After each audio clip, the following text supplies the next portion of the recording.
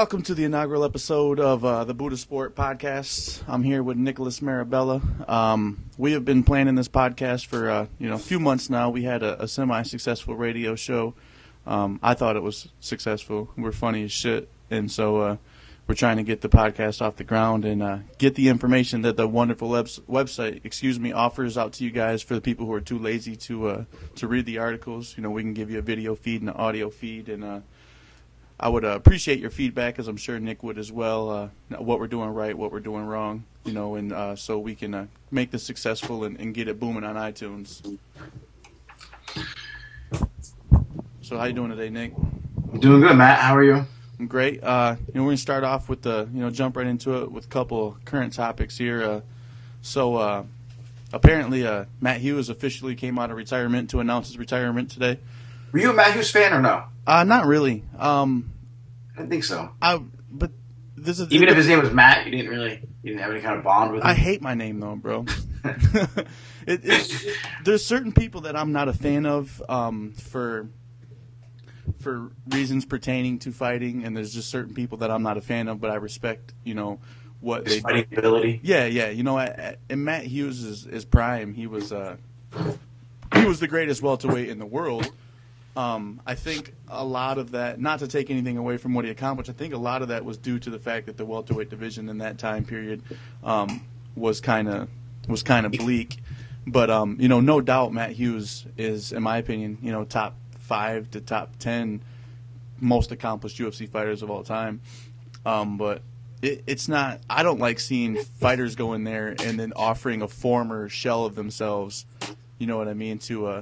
His last showing against BJ Penn was just, less than impressive. His showing against Matt Serra, that's not the Matt Hughes that scooped up Carlos Newton and ran his ass across the cage and drove him into the cage. You know what I mean? Was that Frank Trigg? Or was both? It was Frank Trigg. Yeah. It was Frank Trigg. The Matt Hughes Carlos Newton thing is where he had him in the triangle up on the cage. Yeah, and he slammed him down. Matt woke up first. Yeah. He was in badass fights. Yeah, he was in some real good fights, but it was the talent pool, like him in his prime against a GSP in his prime. Well, we saw that happen. Yeah, but look at the two fights that stuck in our mind: Carlos Newton, who has a sub 500 record, and Frank Trigg, who is it's fucking Frank Trigg. Let's be serious. Frank, and no offense, Frank Trigg will whoop my ass, but yeah, come the fuck out. He's not the first thing that popped in my mind when I think of badass motherfucking fighters. No. Like, when I think of Frank Trigg, I think of a goofy-looking bald dude and gay-ass tattoos. I mean, he's got badass tattoos. What are you talking about? I think fighting with Frank Trigg is like 5th or 6th on the list. There's sometimes when I talk about Frank Trigg that I totally forget he's even a fighter. He's a ring commentator, too. Yeah, and he's not a very good one. The combo of him and Jay Glazer has probably spawned 4 or 5 suicide attempts. He retired today. Back on the subject, Matt Hughes retired today. And like I said, no disrespect to Matt. Matt had a great career. And you can only fight who's available. And I think I lost.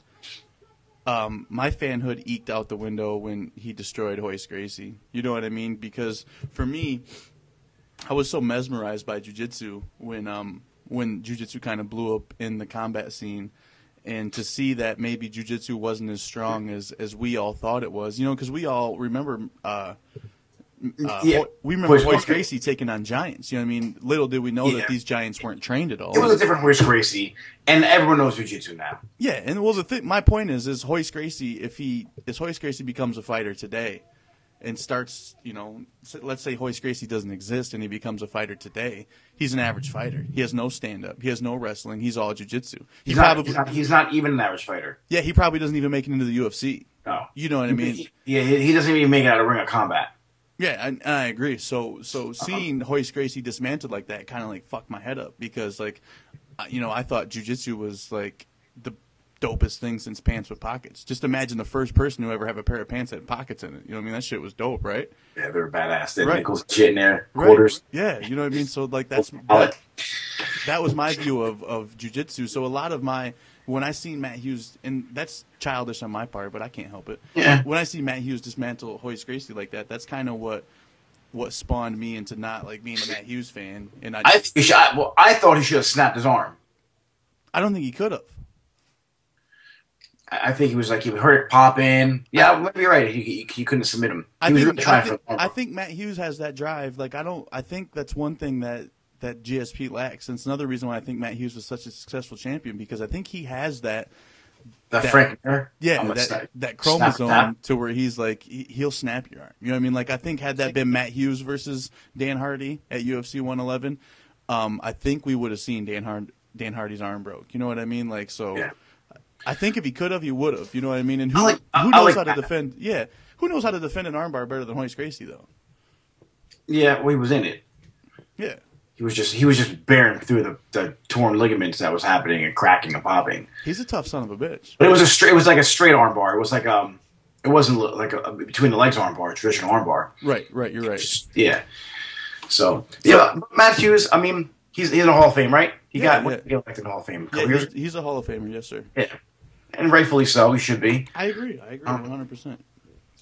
But he faded out real quick. Like I think your Chuck Liddells, those knockout powerful fighters, they'll last a little longer in the spotlight and in the names of the who's who are fighting. But they don't really bring up Matt Hughes' name at all. Well, look at the resumes though. You know what I mean? Like Chuck Liddell's got he's got wins over Vanderlei Silva. He's got wins over Randy Couture. He's got wins over Tito Ortiz. Like he fought. But he fought everyone that he had to fight. Yeah, but like he fought. I think, in my opinion, a more set of quality fighters than Matt Hughes did. And he also jumped over to Pride too for a couple fights. Yeah. He beat Overeem in Pride and then lost to Rampage in Pride. I think those were his only two fights. No. Overeem and Rampage. I'll have to look. Did he lose Rampage in Pride? Yeah, the first Rampage was in Pride. Rampage won them both. But I think I'm gonna look it up. I think his only two fights in Pride, I believe, were the Overeem fight, which was an excellent fight. It's actually one of my favorite fights of all time. And I hate Chuck Liddell. I wouldn't care if Chuck Liddell died of venereal disease. I don't even know what venereal disease is. It just sounds really cool to say. How do you hate Chuck Liddell? You know why I hate Chuck Liddell. Why do we have to bring this up? Why? Because he beat the shit out of Tito Ortiz. I completely forgot about that. Twice. Yeah, and like, I don't know, like it doesn't You're make. Mad at him for that, doing his job? No, I'm not mad at him for that. It doesn't. To me, it doesn't make much sense on why I hate Chuck Liddell more than I hate Randy Couture, because Randy Couture actually spanked Tito Ortiz. But I think Tito Ortiz could have beat Randy Couture, and I knew that in watching Tito Ortiz and Chuck Liddell fight, that Tito Ortiz could never beat Chuck Liddell. Could beat Chuck too if he really wanted to. I don't think so. He could have. If he really worked his wrestling, got with a good striking coach. But don't you think if he could have done that, he would have? No.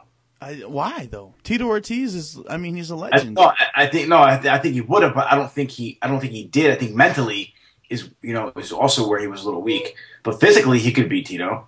Right. I mean, beat Chuck. He fought Guy Metzger in Pride as well. At Pride 14, he knocked Guy Metzger out. And then he knocked Guy out, and Overeem beat him. No, he beat Overeem. Did he? He KO'd Overeem. It was a badass fight. It was in the same. Is that legit or is that just?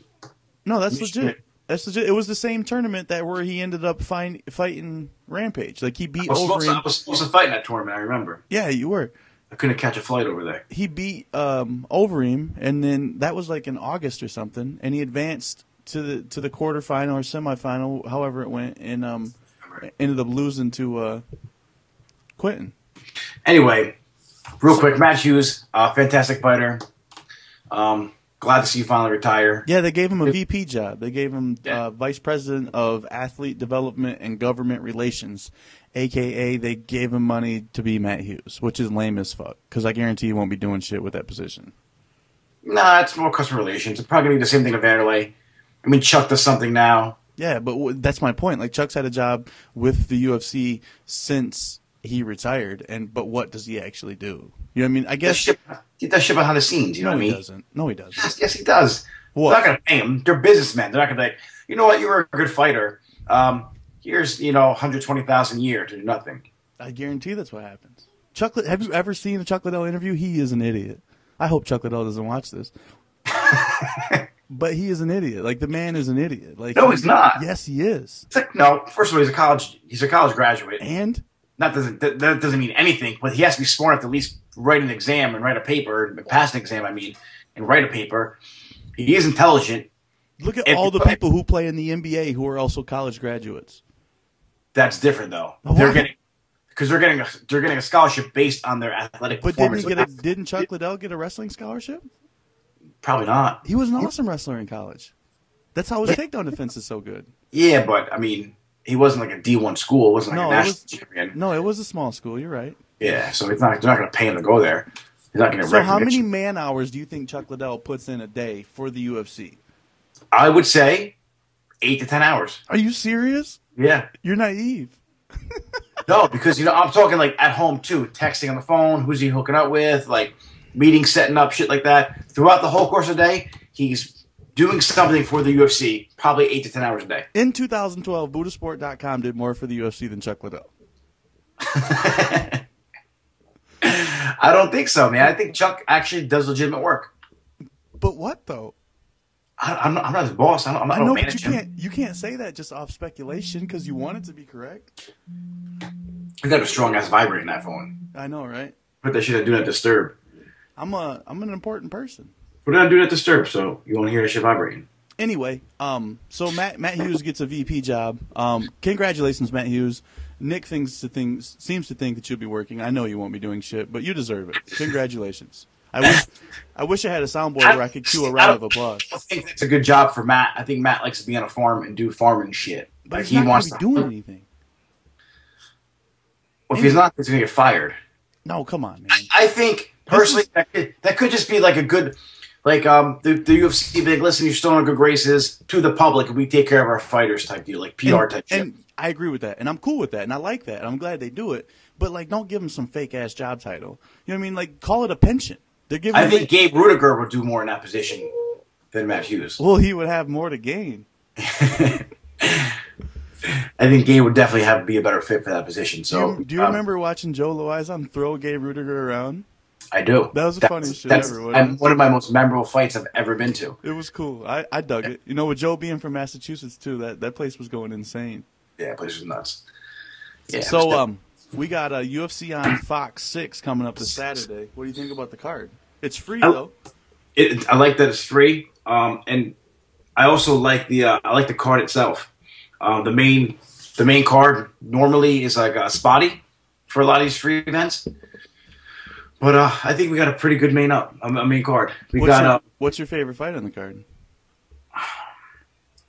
To watch, the favorite fight I think is a Cerrone Pettis fight. Me too. I'm excited about that fight. Excited to watch that fight just because I think that could be the most evenly matched in terms of skill-wise, back and forth talent. Like, we're going to see a good kickboxing match. I think both guys are good in the ground, and they both have an answer for each other. See, I think Cerrone is way better than Pettis.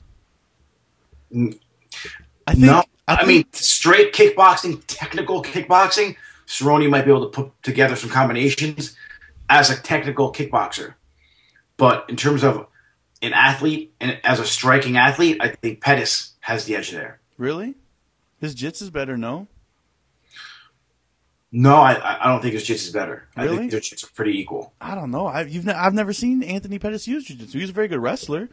You know what I mean? He uses he's a grappler in the sense I believe he's more of a wrestler than a jits guy.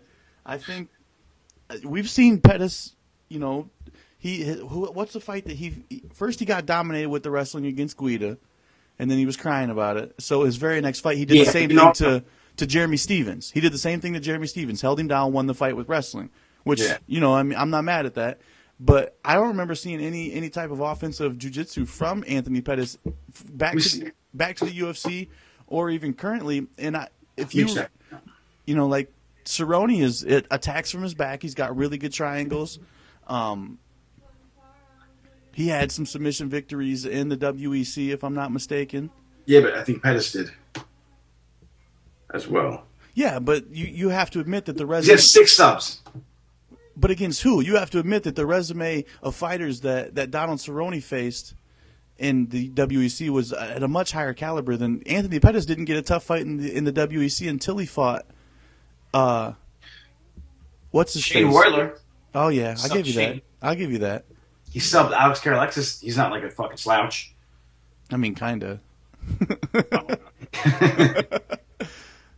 He's from Boston though. Jay Ellis, he subbed. Yeah, dude, that's my point. Jay Ellis is badass. What are you talking about?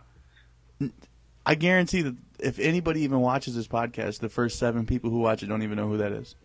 To be honest with you, when's the last time Jay Ellis fought? I think at that fight, it might have been 2008 when he got subbed by Anthony Pettis. Right, exactly.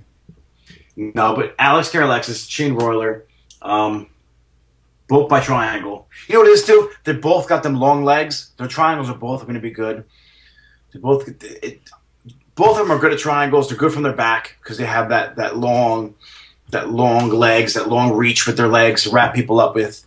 On their feet, same thing with their kicks or striking. Anthony Pettis is a little more, I think, explosive and a little more creative, whereas Cerrone has your basic standard kickboxing style down pat. But wouldn't you agree that people kind of pulled back on the Cerrone train with the Nate Diaz fight? Like I don't think that. No. No, they could have pulled back. I think this is gonna make him. He's gonna come out good. He's gonna come out. I think Donald Cerrone is a better fighter than Nate Diaz. I think that if he can wrap his mind around that fight, I think he beats Nate Diaz 10 out of 10 times. I honestly believe that. If he can wrap his mind around that fight, which is a big part. I'm not saying that, you know. And as I'm looking at, Donald Cerrone has submissions over much better people. He subbed out. Who subbed out Dennis Seaver? Yeah, I'm not saying that. I just think that on paper, yes, it looks like Cerrone has better jiu-jitsu, but Pettis didn't really fight enough caliber fighters. Do you know what I'm saying? Yeah, that's my point, though. Like I think that Pettis is in over his head in this fight. But if you gave him a chance, but it's not going to be a fight like Clay Guida. He's not going to come in there, and Clay's not going to fucking fight it safe. Cerrone's not going to fight safe like Clay and hold him down. But as a fighter, you should be able to get him. Who wins? That's why I want to watch the fight. That's why it's exciting. But who do you think wins? I think Pettis is going to be hungrier. I think Cerrone finishes him easily. Really? Yeah. We could put a little wager in this then. I like that. You got to look at it from this aspect. Like Cerrone was on a tear going into the Nate Diaz fight. Nate got in his head though. Yeah.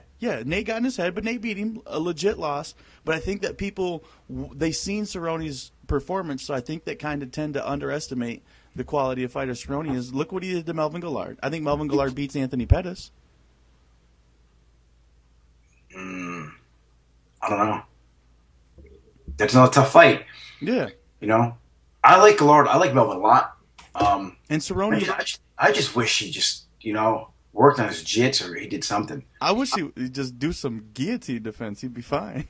Fucking rear naked choke, something. But I think in terms of this fight card, this is probably the most exciting, evenly matched fight. If chokes were illegal, Melvin Guillard would be undefeated.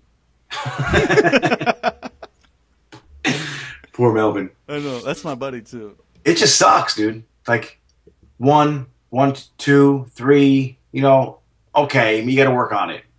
At this level of the game, you don't belong in the top 10. Look at how he fought Jim Miller, too. And Jim Miller's a stud. I thought Jim had a bad night that night. Of course you're going to have a bad night when you walk into a huge knee for Melvin Guillard. But Jim's just his name. I think that, in my opinion, excluding the outcome, I think that fight says more about the quality of the fighter that Guillard was than Jim Miller. Yeah, Guillard fought awesome. Right. If he didn't get caught in that, but Jim Miller's never out of a fight. No, not at all. The kid's, he's fucking bad. He's the real deal, right? Yeah, and that fight with Lauzon. We'll get on that too in a minute, but I want to talk about the main card. So I'm excited about that fight. I'm thinking Pettis. I do like Cerrone. He's one of my favorite lightweights too. I just personally think that Pettis, he's hungry. He's a little hungrier. I don't see it. I never understood that, the Pettis talk for, the title shot. He feels like... I didn't either. when he fought Lauzon, I thought Lauzon was going to mop the floor with him. Me too. Me too. And you know what he could have if he didn't hit that head kick. You don't know what could have happened. Right. I think that shows Anthony Pettis. That shows something that, something about his hunger and how he feels. He eats pickles. Is it unethical to eat a pickle during a podcast? I don't know about ethical. I don't think there's any ethics really involved in that. I don't know. What kind of pickle is it? Maybe we get a little sponsorship. Nice. Hot and spicy, too. You like hot and spicy pickles. They're top of the line pickles. They are. You know? Send them an email. Tell them we want $40,000 for that. At least. Yeah. I mean, because I guarantee we're going to get at least 20,000 viewers first 20 minutes. Yeah. Because we only, been live with this for about 20 minutes. Right. All right. But anyway, first fight, let's take it back, just scale it back 1 minute to the Eric Koch versus Ricardo Lamas fight. Ricardo Lamas is interesting to me because, he just flies under the radar. Because when you talk about great fighters in this 145 division, his name never comes up. You know what I mean? And, everybody is even myself included, is kind of just forgetting about, how good this kid is. Eric Koch, he hasn't lost since the Money Mendez fight, which there's no shame in losing to Chad Mendez. Yeah, there's no shame in losing to Chad Mendez. He's put 4 straight wins together. But if you remember correctly, Hatsu Hioki came into the UFC with huge what's the word I'm looking for? No. Hype. He came through with the hype. Ricardo Lamas beat him in a decisive 3-round decision. The kid's 12-2. I think that he just flies under the radar. He's just one of those fighters who. You know who he reminds me of? Like Jim Miller was a couple years ago. Yeah, exactly. He doesn't have a flashy name. He's not a flashy fighter. He just goes in there and gets the job done. Yeah. I think a lot of people are writing him off, and I honestly think that he's going to win this fight. It can go either way. Yeah. I think if I had a bet on it, I would bet on him. I would bet on Ricardo. He's a brown belt in jits. He's a D3 wrestler. You want to talk about hungry? You said being hungry. Yeah. I think that sums him up. I think he's just he's a worker. You know what I mean? If he can't finish you or sub you or knock you out, he'll just outwork you. I think that Eric Koch relies too much on potential. You know what I mean? And that's just a personal assessment. I don't have any type of information to back to really call this fight, if I really had a bet on it, what I would do is I would have to watch their last 3 fights separately each and make a decision on it. Right. Because like I said, both of them they don't have any memorable moments in my mind. When they fought. No, I think Ricardo Lamas has beaten Hatsu Hioki, especially the hype train that he brought in. I think that's quite memorable. Did he catch? What? He caught him, right? No, a decision. But it was a decisive decision. He caught him a bunch in the fight, never enough to put him away. But he put hands on him, beat him with wrestling. It was a decisive decision. Check this out here. I guess I didn't know how strong this preliminary card was until just now. So you're sort of looking at it? Yeah. I got Nails predictions up right now too. Nails picking Koch for that fight, and he's picking Cerrone. I think anybody with a brain's picking Cerrone. No, I guarantee you. Well, Pettis has a huge hype train, and the problem is from that kick. That's what it is. It's that fucking kick. It's all from that kick. That's where it's from. And then the people who don't like Pettis, I feel it's because of that kick. They think he's not a one-trick pony, but it was that one flash, one fluke. He beat Ben Henderson, and then he caught Lauzon with another kick. He knocked out Manny Castillo with a kick too. So the kid's got power. Mm-hmm. To knock anybody out cold in the UFC, you need to have power. You could do it. That'd be a pretty good striker. You could do it. I'm a badass motherfucker. Touche. I don't know. I just don't. I've never seen. Don't get me wrong. That kick was spectacular, and a lot of people feel that. I had it even going into that 5th round. Ben Henderson versus Anthony Pettis. I truly think that Ben won that fight See, I can't say that because it was such an even fight. You needed that one moment that put somebody over the edge. That was the yeah. But if it wasn't for that kick, if that kick never happened, Ben wins the fight. Fight. Yeah, for sure. I truly think he won that fight, except for that kick, because not only did it win the round, he knocked him down with a kick, so it's a knockdown. And when you talk about octagon control and then aggression, you know, you don't really get too much more aggressive and coming forward. And controlling the cage. Well, he ran off the cage. He controlled the fucking thing. You own that fucking cage. Yeah, that's your cage. Yeah, they should have gave him that cage. They might have. Should have that in his backyard. Or at least a portion of it, like hanging on his wall or something. They gave Joe Lauzon the canvas from his fight with Jimmy. Did they? Yeah. Why? I feel like Jimmy should own that. I mean, half of his blood was on there, so you know they should cut that in half. That's like, to me, that's like a chicken and the egg type argument, because like, who deserves it more, the guy who spilt the blood or the guy who forced the blood to spill? Would you really want some dude's blood hanging like all soaked canvas in your house? Yeah, fuck yeah. And Joe Lauzon's a tough fighter. Like if it was somebody like Anthony Pettis' blood, then fuck no. But if it's Joe, I like Joe. Me too. Hey, you know what's badass about him? Because we love to jump and change subjects. The fact that he just got his stitches in the locker room and is filming that shit and then went to the press conference. I would say 60% or 75% of the fighters in the UFC would have not been at that press conference. I agree. Like I was and even sitting next to Jimmy. I was even surprised by the composure he kept throughout that fight, because you know, like, to put yourself in that position, when you feel that type of blood running down your face, you're gonna think that cuts worse than it is automatically. That's just human nature. You're gonna think it's bad, and also, you got to think they're gonna stop the fight. That should be his fear too. He never wavered away from what he was doing. He never looked scared. He never the blood never seemed to bother him. If you remember correctly, after the cut was administered, I believe it was it the first round or the second round? First round. First round. In between the first and second round, he's standing in his corner, like pumping the crowd up. You know what I mean? Like he's a warrior, dude. And I'm not a Joe Lauzon fan, and I'm not a Joe Lauzon hater. And after that fight, like I gained a new respect for that man, because that's the definition of a fighter. He's the reason why people like Leonard Garcia and can lose 4 or 5 fights in a row and not get cut. Because those are the type of fighters that company wants. And I just gained a lot of respect for him. I love Jimmy. You know what I mean? Like, I became a Jimmy fan, kind of vicariously through you, and then kind of realized how great a fighter he was. But, I just learned, to love someone the way that shit was just amazing. I like Jimmy. And you know what? I've seen Jimmy train, and I've never been impressed with him when he fought a lot. Because I've always known him to be a better fighter than he displayed when he fought. Word. He subbed out Oliveira. That was dope. I thought he was going to lose that fight. But that's exactly what I mean. He's like with Gallard. He was kind of on the losing end of these exchanges. I thought he was going to lose that fight too. And I think he put his hands together, and he came out in a completely different style than Lauzon's ever seen. And I think Joe was like, "What the fuck is this?" How badass were those elbows that he stole from John Jones? That was, and Jimmy's got a long reach. Right. Like his reach is long. His hands drag on the ground when he walks. He's like got monkey arms.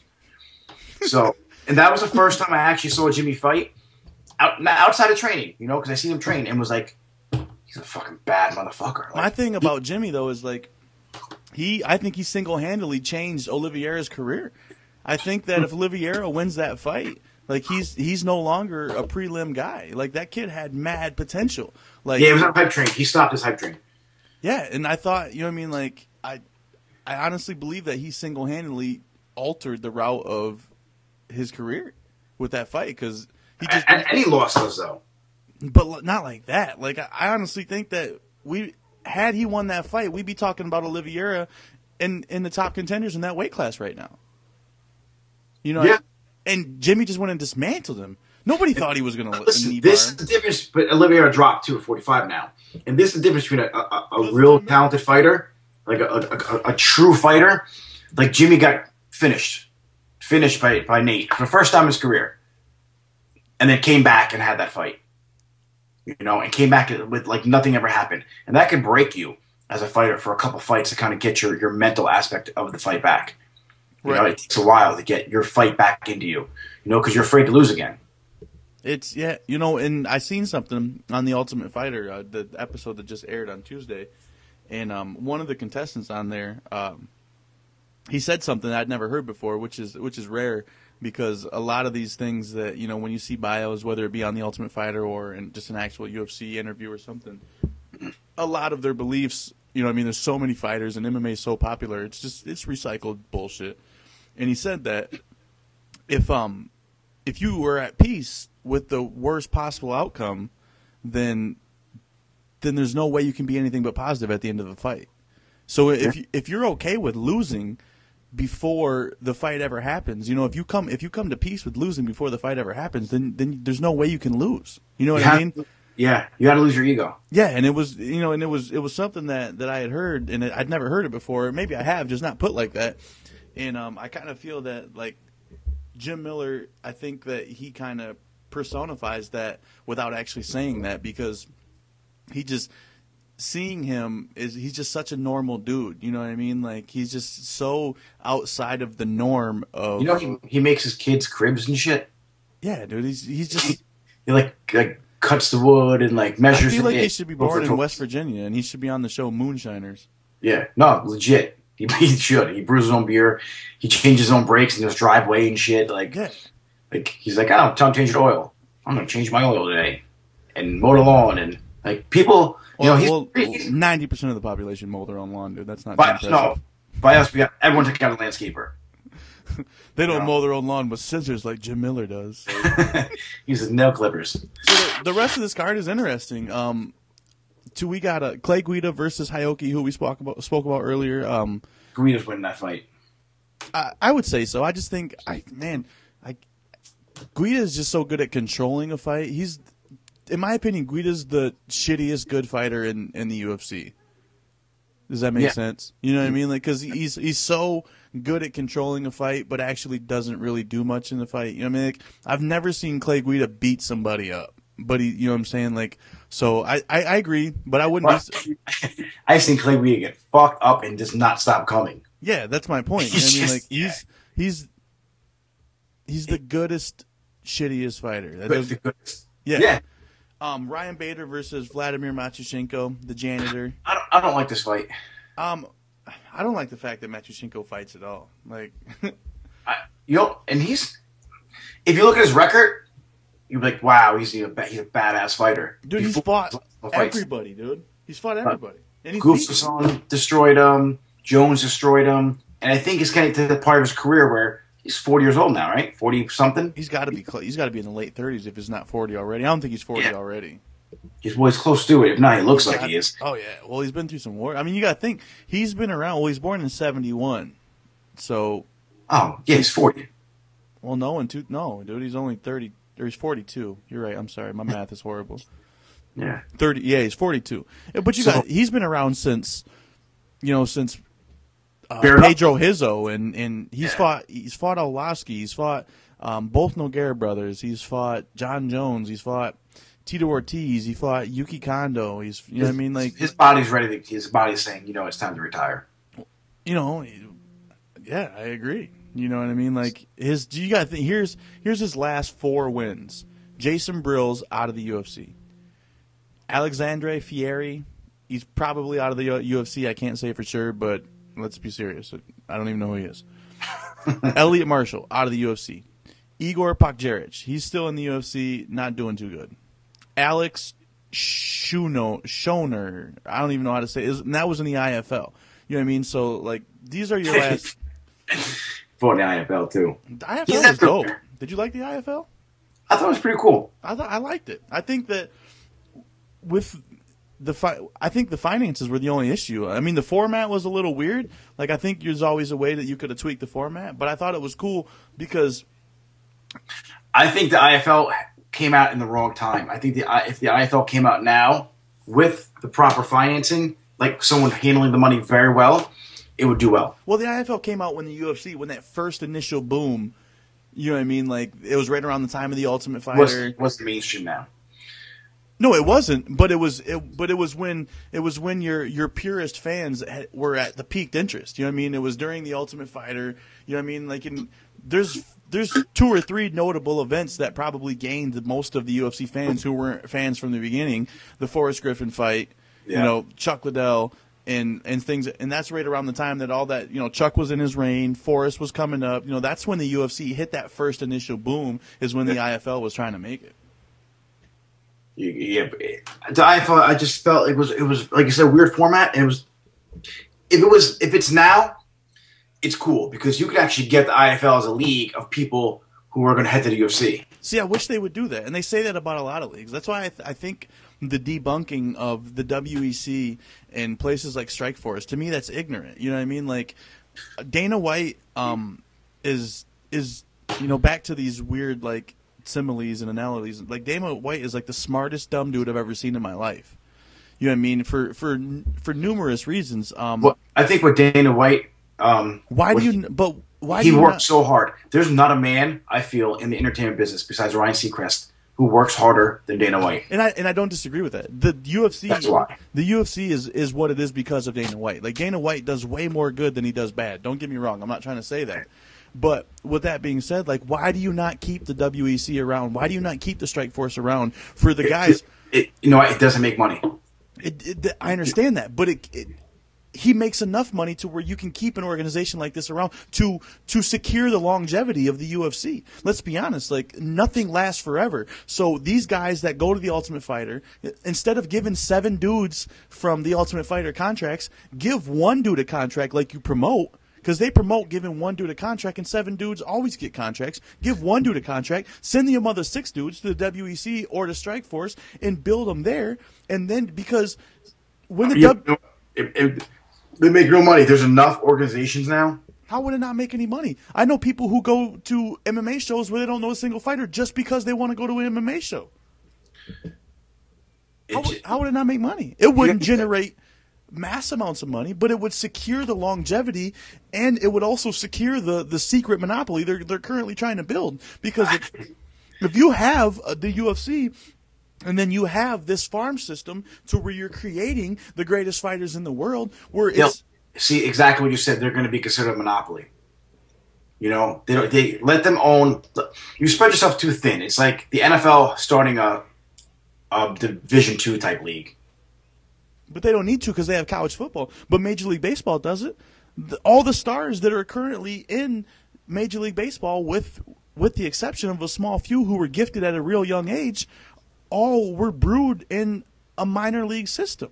It only makes sense because what seems more like creating a monopoly, buying up all the companies around you and engulfing them into your company, or having some subsidiary companies to produce better fighters so you can secure your number 1 spot for a longevity. I think they tried that. I think they tried with Strikeforce, and it's too hard. Dana White hated Strikeforce. He hated Showtime. He hated the way they did their business, and so he was like, "Fuck Strikeforce. We're just going to engulf them." I think they were thinking about really making it work. I think they really wanted to make it work. Try and have another league for people, up and comers, and make it entertaining. And I think the IFL could be that league if it came back. You know. But I think the UFC has showed that they don't want that league. Because but here's the cool thing: you take guys like Matt Hughes, guys like Chuck Liddell, Randy Couture, and you make them team coaches now. And now you have like a cool ass team. I like that team thing because, I mean, anybody who's ever been involved in MMA, whether it's reporting MMA, coaching MMA, fighting MMA, you then realize once you become like really engrossed in the sport, you then realize the only thing you do as an individual is the actual fight. You know what I mean? Like, in my opinion, MMA is not an individual sport. You know what I mean? Because if game plans, nutritionists, cutting weight, GSP's team behind him is ridiculous. Right. You know, where would Rory McDonald be without GSP? You know, but Rory McDonald started MMA when he was in the womb. Like he was fucking triangling his umbilical cord. Do you think Rory McDonald can beat GSP? No. I think he beats him right now. I think Rory McDonald's the best welterweight in the world right now. And now I've been saying this for a while. Now we have video evidence of me being the genius that I am, and me proving everybody else involved in this website wrong. GSP is way too strong, and he'll get in the stronger than Rory McDonald? Yeah. No.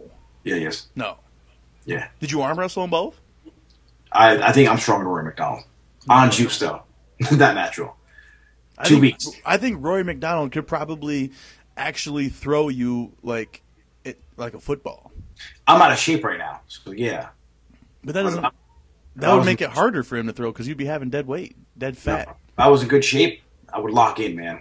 You'd hone in. Yeah, lock right in there. All right, I'm going to run down this card, and I just want you to pick your winners, and I'll tell you why you're wrong. Okay? All right. We're going to start from the bottom. Rafael Natal versus Sean Spencer. I've never heard of Sean Spencer. I bet he's really good, though. Natal. Natal, good pick. Yeah. You're not wrong. That one was easy, though. That's a Facebook fight. You never get the Facebook fights wrong. No, it's a FX card fight. It's irrelevant. Who cares? All right, we got Pascal Cross versus Mike Stump. I like Kraus. Me too. I really like Cross's jits is sick, and he's just fun to watch fight. I think that he lost a fight recently. I think he was winning like 4 or 5 in a row, and then lost a fight, which kind of bumped him down a little bit because when you're already he lost a fight to John Hathaway. Well, when you're already a prelim kind of guy, and then because he was 10-0 going into the John Hathaway fight, and he lost to John Hathaway, and then he actually got a rematch in him, and it ended up being a draw. That can't be right. That's got to be a typo. Yeah. Anyway, I think that kind of derailed him a little bit, but he's a stud, man. The kid's from Germany. He's got great jiu-jitsu. Sean Jordan versus Mike Russo. You know what? What's his name? Nail put Jordan down. I'm drawing a blank right now on Sean Jordan. I can't think of who he is. Sean Jordan is the really athletic kid from Strikeforce. He's got like an American flag tattoo on his chest. He used to play college football. I'm going Mike Russo.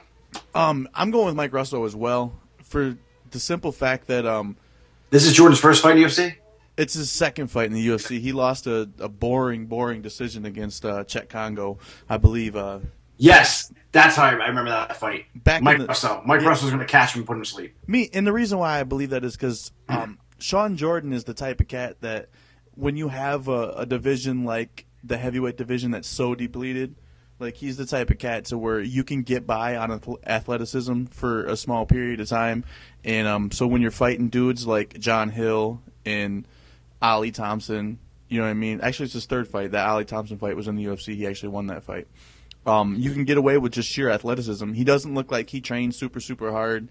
I think that had he put everything that he had into training MMA, I think he's so athletic and so explosive, he'd be really good. If he trained like a GSP.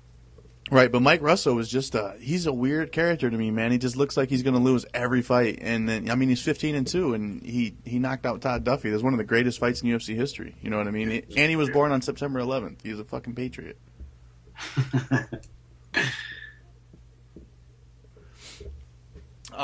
So yeah, Ryan Peter versus Matushenko. I would say, man, I hate both of these guys, dude. See, I like Bader and I like Matushenko. I can't pronounce his last name that well. Bader just when Bader fought Rampage Jackson, and like he had him down, and he was just hitting him with the weakest pitter pad punches in the world. And he was just securing the win the easiest way he could. Like, it was just so fucking lame to me. Is that after or before Machida knocked him out? Who? Machida. It was before. Okay. So, like... That's right. He fought Machida summer. I understand that you're going to use your wrestling against Rampage. You're not going to want to trade with him. But when you get him on the ground and you get a dominant position, like, try to finish him. You know what I'm saying? You're a big boy. I like Bader. That was a boring fight. I'm great with you, but you're a fighter. Go in there and fight. Exactly. I would, if I was Rampage's size, I'd trade with him. Ooh. I don't know. I'm not saying I wouldn't let myself get punched in the face. No, I'm not. Hit me. I'm not saying I would have my would. hands up, chin down, shoulders up, and I would try double jab crosses. Not a. I just keep sticking it. Not a trainer in the world would advise that, though. Like, if you're saying you would trade with an average man your size. Yeah, but Rampage isn't. He just hits hard. He's got great boxing, great footwork. He's great angles. Rampage has top 3 best boxing in that division in the entire world. Technical boxing, great boxing. His boxing is great. We were talking about kickboxing here too. Who traded with him? Rob, what the fuck is his name? Forrest Griffin traded with him. And almost got knocked the fuck out. And he did. And that was very stupid. I was watching that fight. He should just, but. And he didn't win that fight. Forrest didn't win that fight. Come on. Wikipedia says he did. You're right. Wikipedia also says that I beat Andrei Arlovsky back in 1997. Well, it doesn't anymore, but it used to. I change it back as often as I can, but the hardest job in the world is being an editor at Wikipedia. Because no bullshit, like I guarantee I could go change something in Wikipedia right now and it'll be back to normal before we even got done with this podcast. Wait, you can edit? You just edit it flat out? Yeah, you can make it say whatever the fuck you want. Any article? Yeah, watch. Go to Wikipedia right now. Like, you gotta log in first. Okay, watch this. I'm gonna tell you to type something and then have you read it, and it's gonna be spectacular. I believe. Well, I'm just if I have an account already. I might have done this drunk or something one night.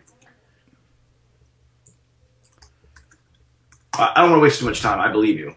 Right. All right. I believe you. Next thing, I'm gonna make some crazy shit up. Wait, but you got to see this. Google Chuck Liddell and put wiki after it. Because I'll make Brandon Silva undefeated.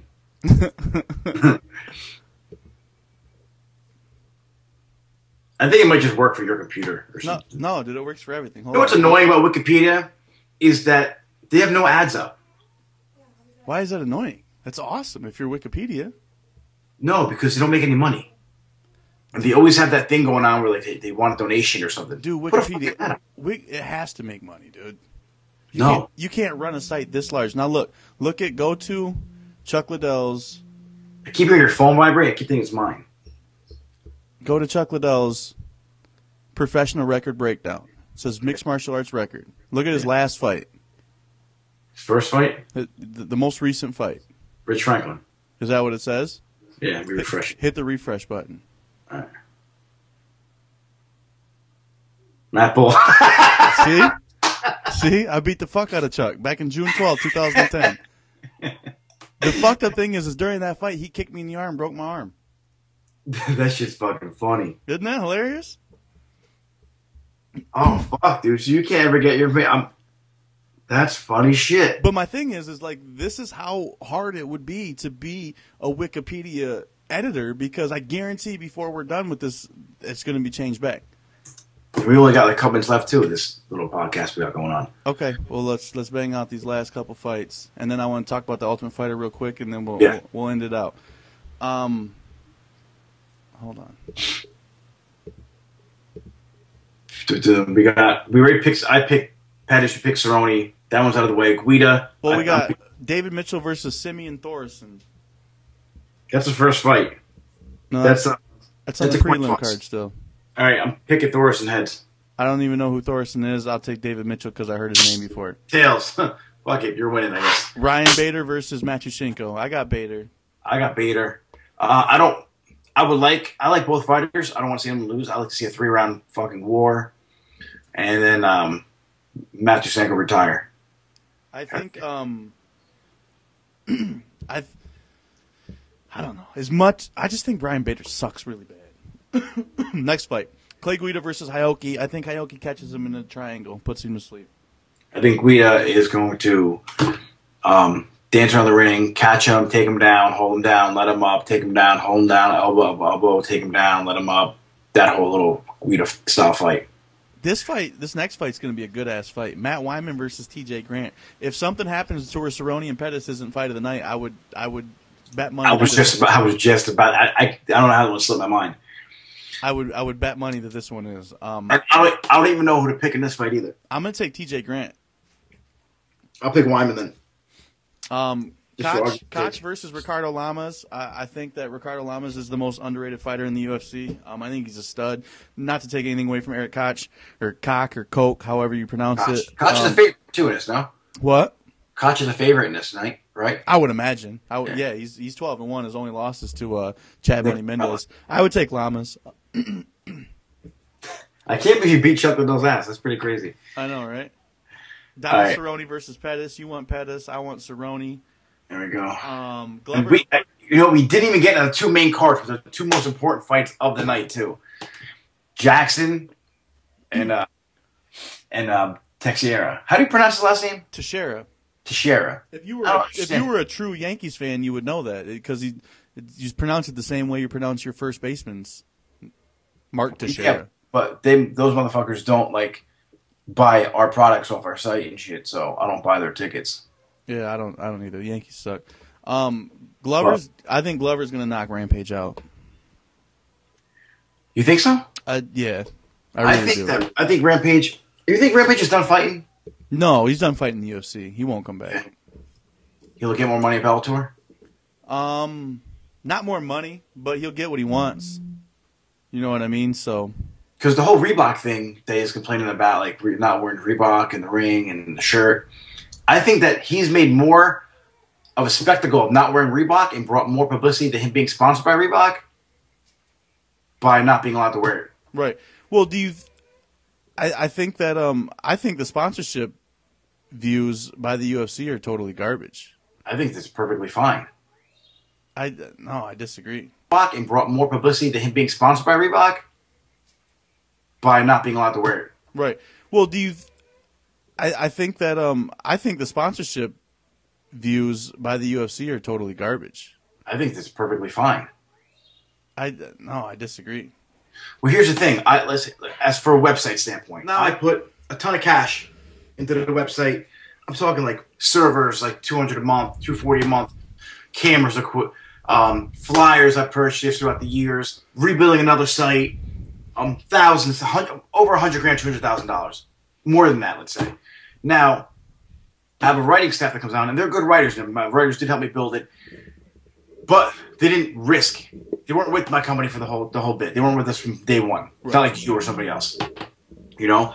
Now, they have a friend who has a clothing line that is going to pay them, $20,000 to put a banner on every article they write.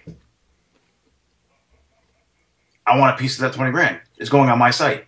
Right. Well, that's not the part of the sponsorship that I think is fucked up. First of all, I don't like the fact that they control which sponsors you can and can't have.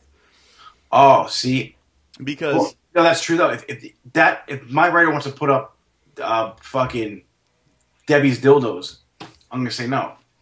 You can't have that. To a certain extent, I understand. Yeah. If it's offensive, but what if, let's say, for argument's sake, let's say you have a list of 10 sponsors that you allow. Your Nikes and your Rosetta Stones and your Condom Depots. Well, what if none of them places want to sponsor me? But I have somebody, say Mountain Dew, wants to give me $1 million per fight to sponsor me, but it's not on the UFC's allowed list. I got to miss out on that $1 million because that's not on your list? Or I gotta miss out on that $10,000. I gotta miss out on that $1,500. You know what I mean? Like, why is it not on? Why would they have? That's what I don't understand. Why would they not let Mountain Dew on there or like a company like that? Well, not so basic.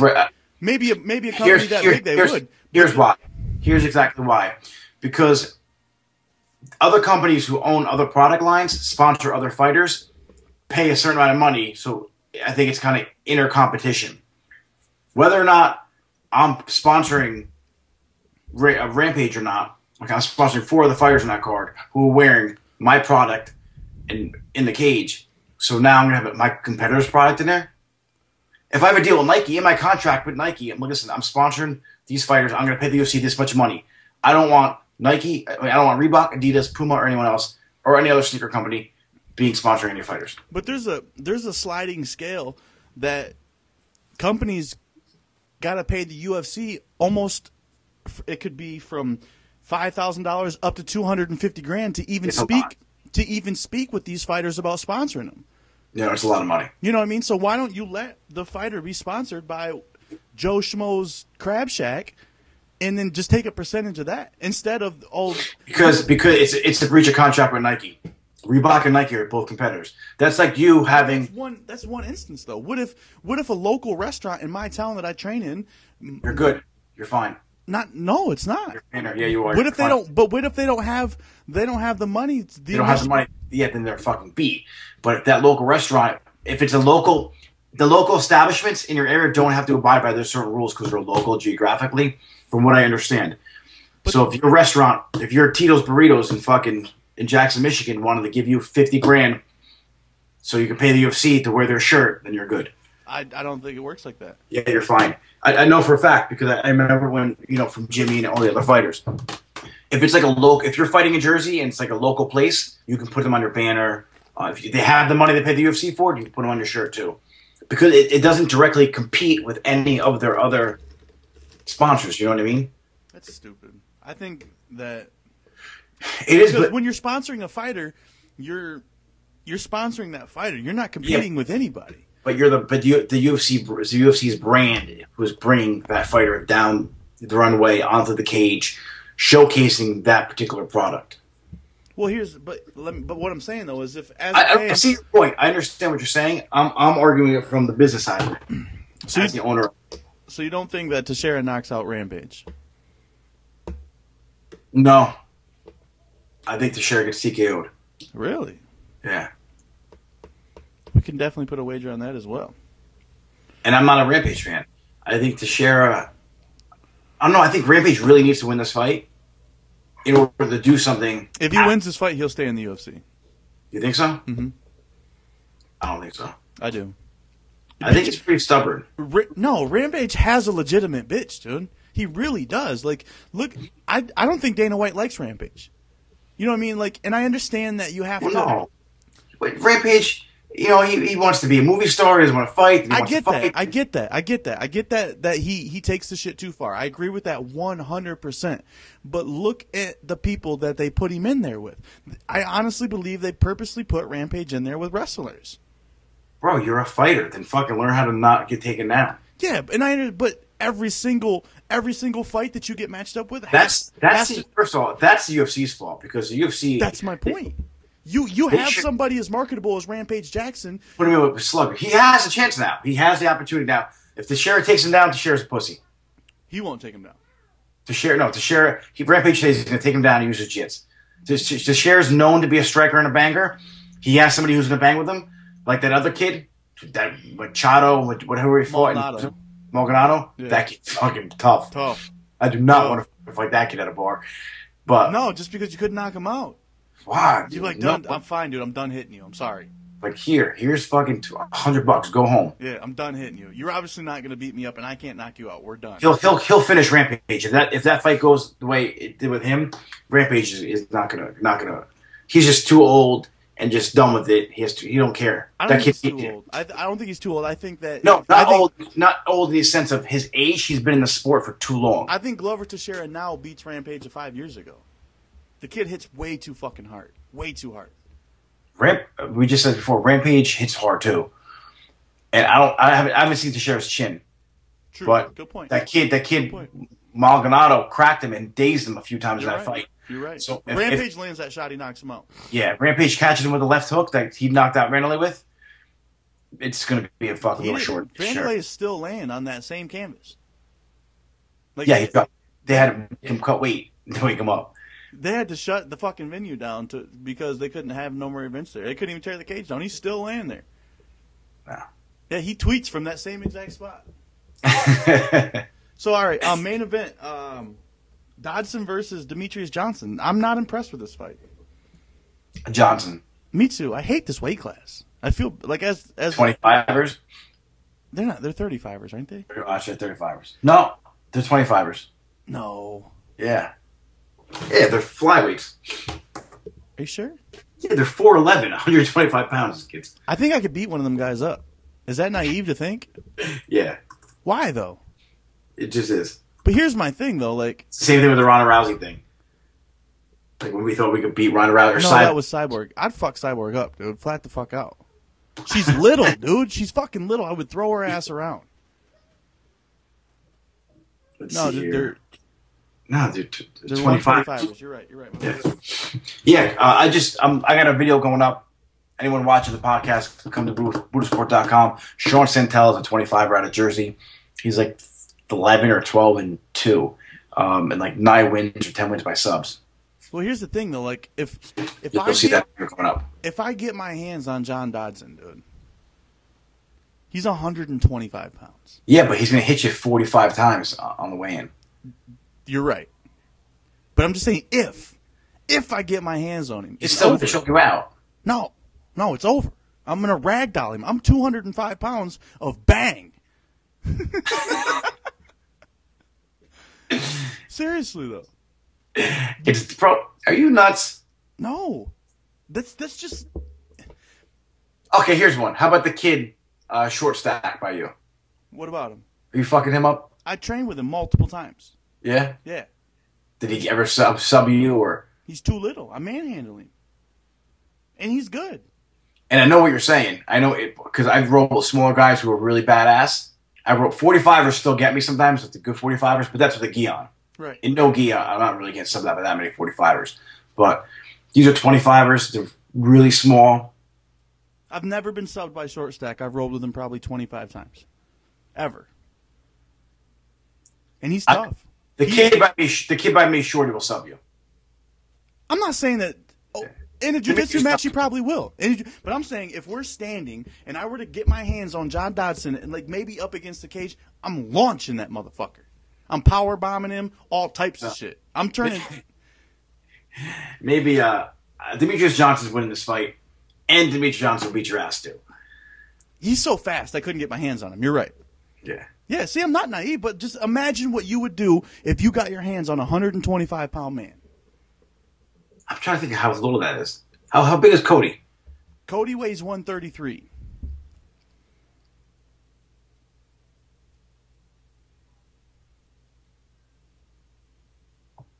I think they're smaller than Cody. Yeah, they are. No, even like in height too. Yeah, Cody's like damn near the same size as me. Yeah. So I'm issuing a challenge right now to John Dodson in a street fight. The winner gets to fight Cyborg for the Matt Bull Street Fight Championship. That's badass. That's why you're a G. I would fight John Dodson. I think I could fuck him up. I think you're fucking delusional. You understand my point a little bit. Even if you don't agree with me, you understand my point. I think I could fuck up everybody. That's my opinion.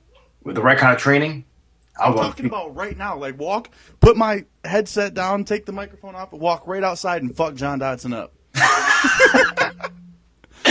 That's not happening. You're gonna get beat up. He's a professional athlete. Anybody at my weight that's in the UFC would destroy me. I'm not saying that. But I have a very, very huge sizable advantage. I have 75 pounds. I know that. Look at the first UFC. 205, bang. Look at the first UFC. What happened? I have more training than most of them dudes. You also have no wind either. You're right. Ooh, you're right. You got about 45 seconds of trying to catch Dodson before he's on your back like a monkey. But in my defense, I said if I catch him. He'll jump on your back. And he'll just be trying to grab him off you and flip him around. I'm stronger than John Dodson. In a grappling match, yeah, you're definitely stronger than him. You can lay more weight on him.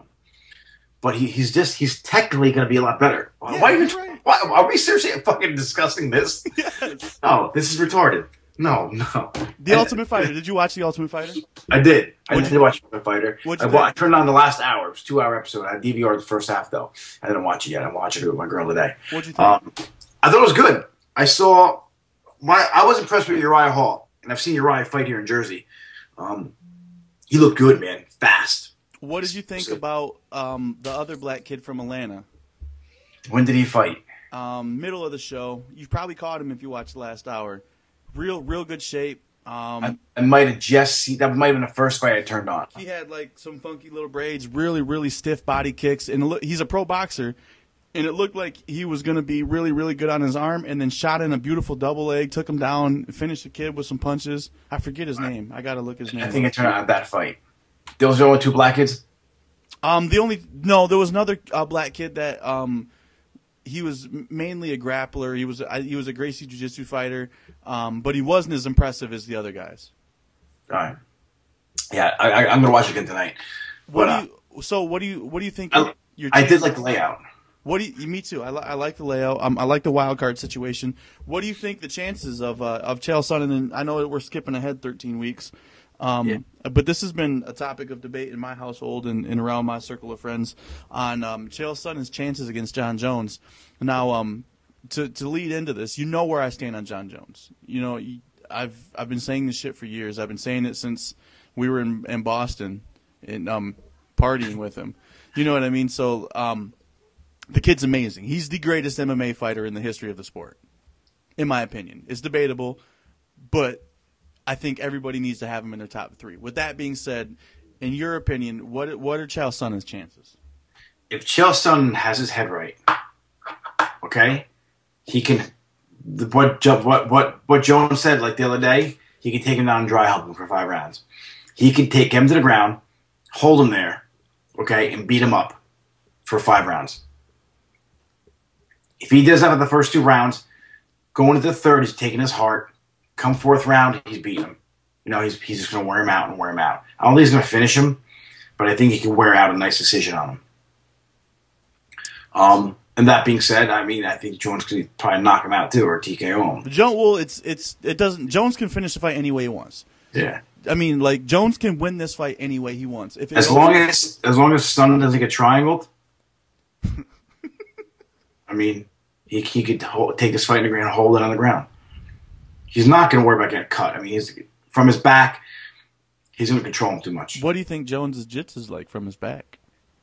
It's good, you know. I mean, it's got to be good. The kid's great, right? I mean, he's good because he's pure. Do you think that he's overlooking this fight? Because I get the notion that John Jones thinks and acts like he's going to walk right through Chael Sonnen, and I think that's the biggest mistake of his career. Because and Chael Sonnen is fucking smart. He's the smartest fighter in the UFC. Agreed. Agreed. On paper and in common sense, and how he fucking plays his career. Right. Because Chael Sonnen, no one knew who he was 5 years ago. He's coming off a loss and talked his way into a title fight. Coming off a loss. Yeah. But Chael Sonnen is being extra sweet to John Jones. They're fucking Jonesy-ing, they're buddying around. But why though? Why do you think it's out of respect, or do you think that's one of Chael's plays?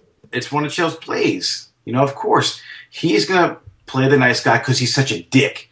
You know, on camera, and he's so real polite to you. Hey, Jones, but I'm talking. But there's so much sarcasm. I love it. You know, this is the game. You know, this is like.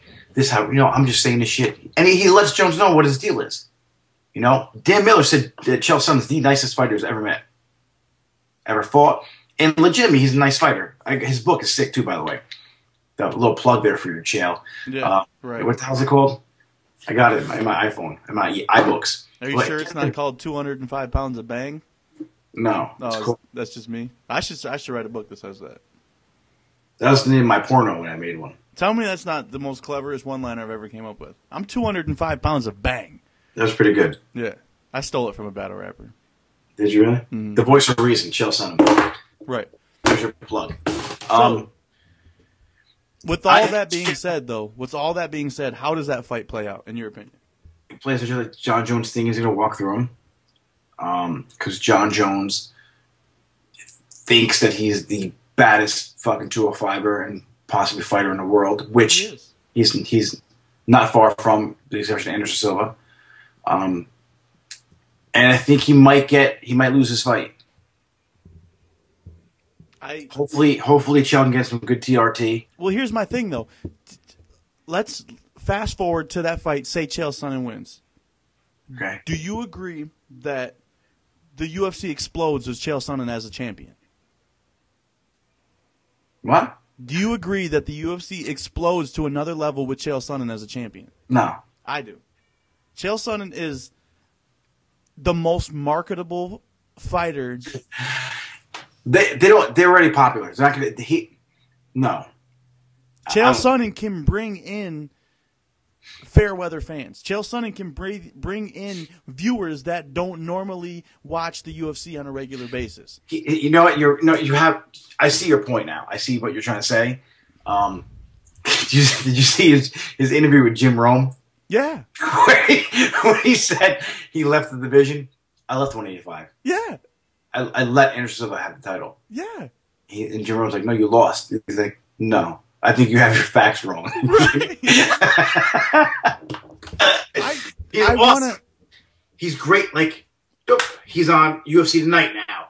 He's just marketable and funny, but he's not going to catapult him to a new level. I disagree. When I figured out who Chael Sonnen actually was, it's impossible not to like him. When I figured out that Chael Sonnen wasn't an ignorant idiot and he was actually a genius, it's impossible not to like him. It's impossible to. I like him because he's a Republican.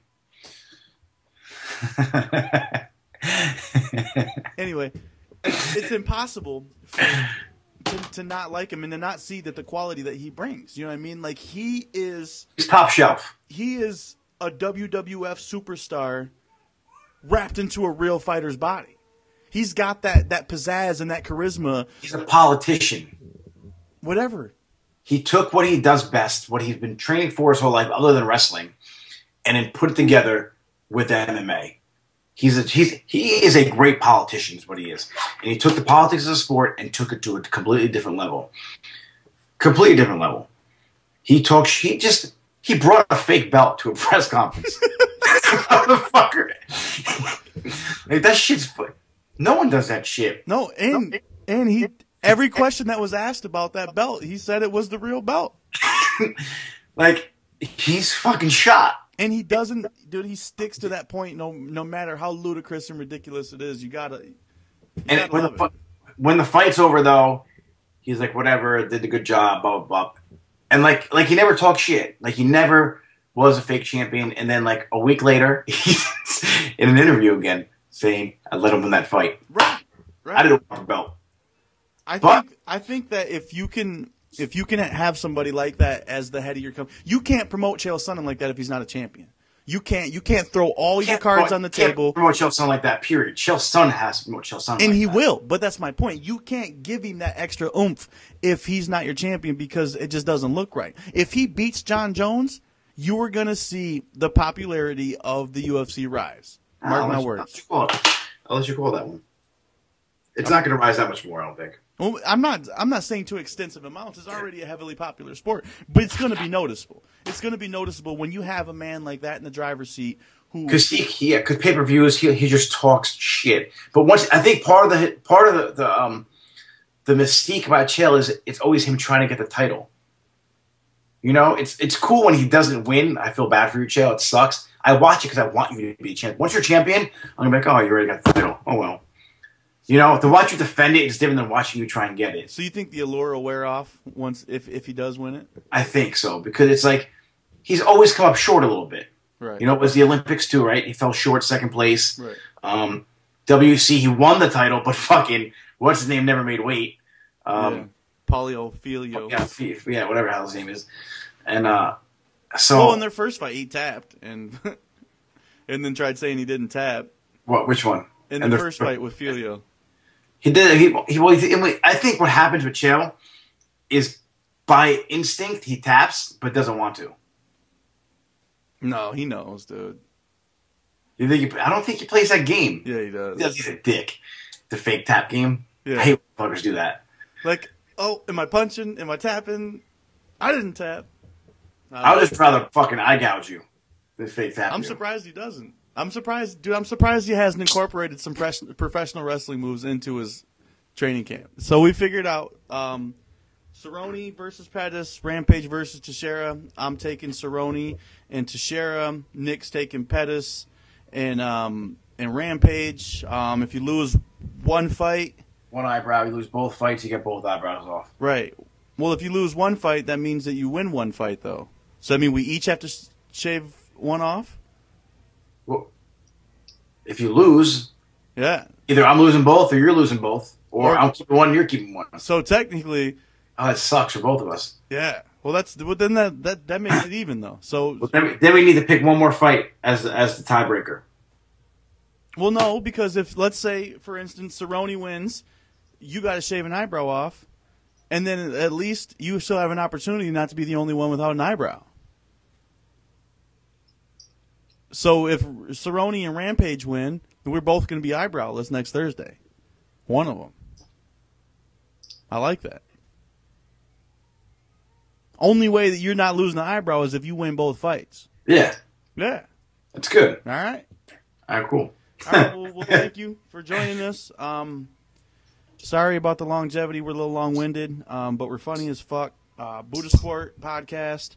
Go to BuddhaSport.com. Sign up, register, leave comments, tell us. Well, listen, real quick, guys. We got a forum. Forum should be done in a couple weeks. I got the web guy. He's working on that now forever, so we can start chatting, bullshitting. You know, all your keyboard warriors can get in there and pretend to be tough, like Matt is, trying to fight UFC fighters that are 125 pounds. The shop right now, you know, we're hooked up with Amazon. We got a bunch of products on the site. Anything you want, we're going to be doing a bunch of product reviews on gis, fight shorts, gym bags, gloves. We're going to let you know what we think of them, so you don't get robbed, you know, and buy some shitty ass gear, especially with the gis. For a lot of you guys who train, you know, it's tough to spend $200 on a gi and have it rip. So we're going to be going through a lot of the gis and testing them out on you.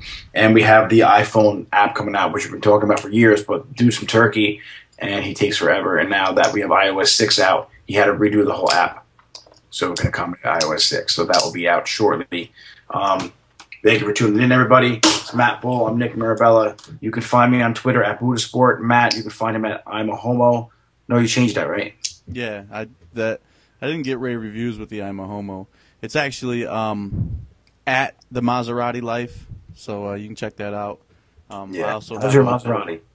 It's not necessarily meaning the Maserati, the car. You're not the first person to ask that question. It's a battle rap podcast that we got going on. Check it out. It's called the Maserati Life. You can find it on Tumblr. Have a good day. We appreciate you guys tuning in. Check out BuddhaSport.com. If you don't. And we might do a podcast on Monday and Thursdays for you guys. So you actually might get them on Tuesday and Friday. So if not, we'll be back for sure next Thursday. You'll get it on Monday. Mahalo. All right. See you later. Later, guys.